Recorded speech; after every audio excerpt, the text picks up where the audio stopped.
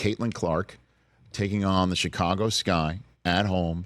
And, Angel Reese is in this game, and Camila Cardozo is in this game, and she had some history while she was at Iowa with these two players since they prevented her from winning a championship while she had a generationally brilliant college career. So we all know what she did at Iowa, right? And the conversation has been nonstop throughout the first few weeks of her professional career at the WNBA, which has more people focused on it because of Caitlin Clark's presence in it. And a lot of the conversation, Charles Barkley even said that the her colleagues were being petty for knocking her around and treating her the way in which she's being treated on the court. And then the seeming disrespect that they're giving her either on the court or off it. And this came to a big-time fore over this weekend when Chennedy Carter gave her a little bit of the business. Just knocked her over. Or knocked her hard enough that Caitlin Clark flopped. However you want to take a look at it. This needs some sort of context to it in many different ways. One, Carter is a former 4th overall selection in this association and is on her 3rd team. She's had to play in Turkey twice.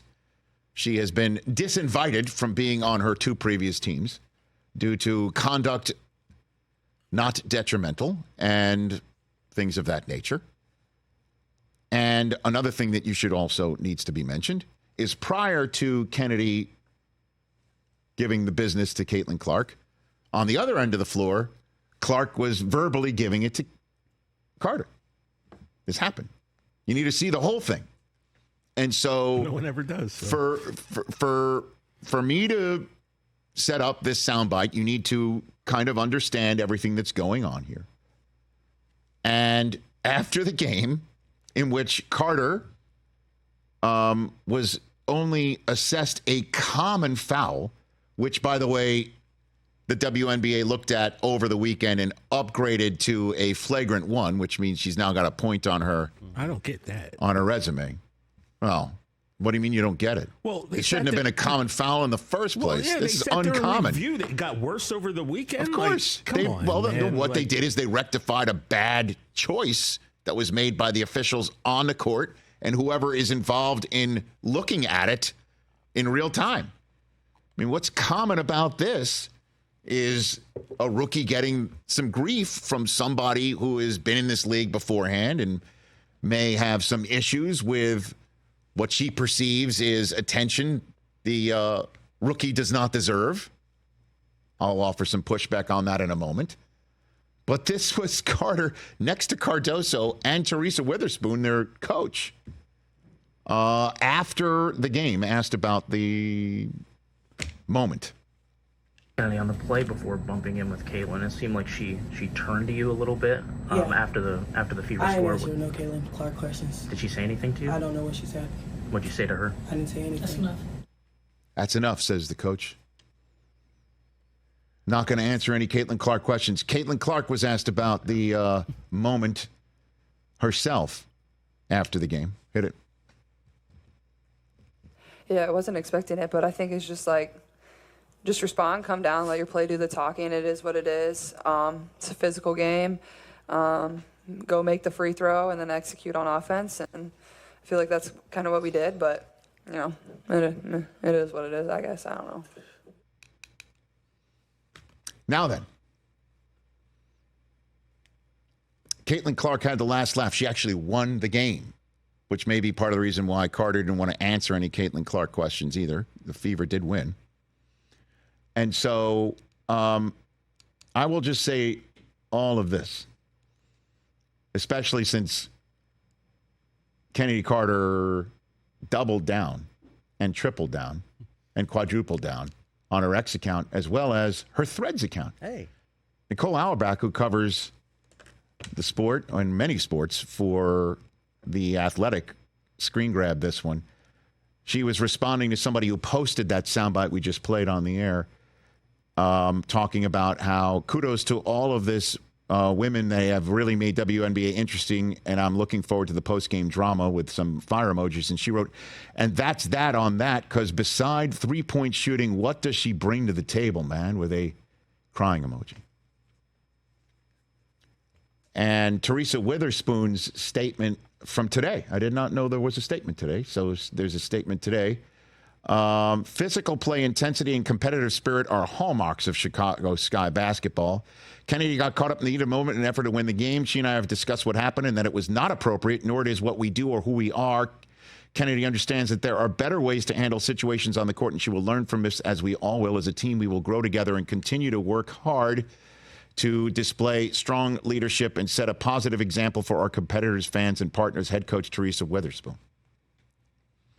Because Angel Reese did not speak after the game. She got fined $1,000 for that. The Sky got fined $5,000 for that. And Angel was also seen really happy with Carter for what she did on the court. So here's just a couple of things that I want to say on this. First, is I do not mind this at all. 100%. As a matter of fact, in my estimation, this is what's missing from the NBA, where jerseys are swapped. A little too buddy-buddy in the NBA these days. I miss this part of the NBA, where there is bad blood and people don't like each other. And it's fine. I kind of dig it. Now, you could say that it gets people talking about it like us, which is very important in this world where there's a lot of attention for eyeballs and so many different members of so many different media platforms. I don't mind this at all. You know, do I want my daughter doing this on the court? Of course not. And I will, like Coach Witherspoon, take my daughter aside and let's not do this. We're not doing this. But I don't mind it. The thing I mind is, where the hell were Caitlin Clark's teammates? Where the hell were they? There was one standing right there. I forget who it was. Was it Alyssa Boston who picked her up? Is that who that was? I don't know. I mean, but Aaliyah Boston who went and picked her up. But. I mean, is that? I don't know who. I don't know what happened. But if I'm Clark, I'm wondering, where the hell was the cavalry here? Like, this is a moment to, bow up. Now, there's a difference between, and in terms of, Clark being targeted or whatever, this is what happens to rookies, I think, in leagues and associations. Yeah. And it's also not new to the WNBA. Do you remember when Candace Parker was a rookie? In one of her first games, she's in Detroit. Lambier and Mahorn were involved in this because they were on the coaching staff. They were coaches, right? And she got tangled up. Like I forget who did it. Right. Knocked her over, and Lisa Leslie was involved, and there was like a damn near brawl. There was like a brawl. Candace Parker got knocked around. Like, this has happened in the WNBA. So, I mean, this is what happens, and I think we're all just kind of surprised, a lot of us, because we're new here again, or we're just new here, period, and we know what Caitlin Clark brings in terms of eyeballs here, and maybe we're kind of stunned that her colleagues are not, giving her a little bit of a break.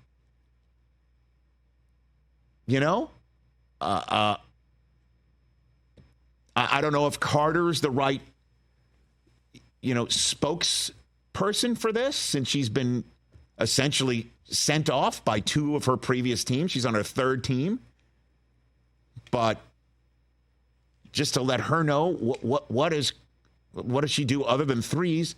I've seen a game of hers this year. Her passing ability is sublime, to say the least. She is incredible. And plus, there's also something called fans in the seats and charter flights. What has she done? Like, you can't deny that. So it's just kind of stunning to me that somebody who goes up the next day in Brooklyn in her next game, and just take a look at what she brings to the game here, just as a fresh reminder. Like, why would anybody have a problem with this? What do you think? She's doing this just to show off that she's a good person? But look at all these little girls that are just jacked up to take a picture. And I don't know how she went up to them, or a lot of them are wearing Indiana Fever gear or Iowa gear, but I just know my 10-year-old daughter would lose her mind if Caitlin Clark just walked up and said, "You want to take a picture?" As she did before the game. By the way, after which she scored just 3 points. The Liberty crushed the Fever yesterday, crushed them, and did what I saw the Sparks do to her the other night, which was pick her up 94 feet. Because they know, I mean, if you want to beat the Fever, you got to take her out. And she's strong enough. She'll be fine. And I'm sure there'll be more days like the one in Brooklyn and the one that the Sky gave her. But where were her teammates? Shouldn't they have just, like, surrounded Carter and just said, "This is not on our floor. You do not do this on our floor," to one of our teammates, let alone Caitlin Clark? That's pretty surprising. I don't know if it's indicative of anything, more just shocked that it happened and they didn't respond right away. I don't think she's getting more of the business than any other heralded rookie would be coming into any professional sports league. The focus is on her, so now anything that happens, even though it's happened. But is there jealousy? I don't know. I would say 1,000%. I'm sure there is some jealousy. I would say overall, I would imagine the percentage of those jealous is much, much lower than those who aren't jealous, I would hope. But, yeah, I mean, these things happen all the time, and it's just because the focus is on her. Now everything that happens is going to be blown up. And the fact that, like, more people are just paying attention this year. So these little things happen. But it's almost like with Chennedy, it's like if Draymond does something like that, right? You sit there and go, okay, that's Draymond. That's not really indicative of how the entire league feels or how it's like one person did something that's kind of par for the course. And I think maybe with Carter, it's kind of like something she's done. She's been kicked off a team for wanting to fight a teammate before. She grew up with 3 brothers. She plays the game hard and tough, and they see this girl getting all this attention. They want to test her and test themselves. Clark was verbally, giving her the business up the floor, and so she chose the wrong. Look, that's what I said. I don't mind. We're talking WNBA. We never did that before. So anything that puts eyes on the league and makes people talk, that's because of Clark. I think it's a good thing. We're talking about it because of her. Well, but let's not disrespect again. Cameron Brink and the college game. I understand, but we don't talk game. Aces, the women's. We don't talk. No, I understand that. Yeah, but the women's college game has gotten to a point where there are several bold-faced names that are recognizable that are going into this league right now. But there's only one that beat Pistol Pete's record for all-time scoring. Okay. I mean, you got to remember Sabrina Ionescu was like that girl, and she's the one. She's the one who basically said after they destroyed the Fever yesterday that, hey, we know how to. What'd she say? We got to cut off the head of the team, and that's stopping Caitlin Clark. So I like it. I like physical ball. But Carter scored like 30 points in a game in her rookie season. She was a Rookie of the Year candidate. She got hurt in her rookie season, and things have just gone totally devolved until I hadn't heard much about her or of her until Sabrina? yesterday. Oh, Carter. Yeah. So, I mean, there's a lot going on, is basically what I'm saying. Going on. So, but first, I'm just saying, don't mind it. It's par for the course, I think. But where were her teammates? That's what I thought. Well, it's going to happen again, so we'll see where they are next time. This isn't an isolated incident. It's going to keep happening. Right. Catch the Rich Eisen Show every single day on the Roku channel, 12 to 3 Eastern, for free.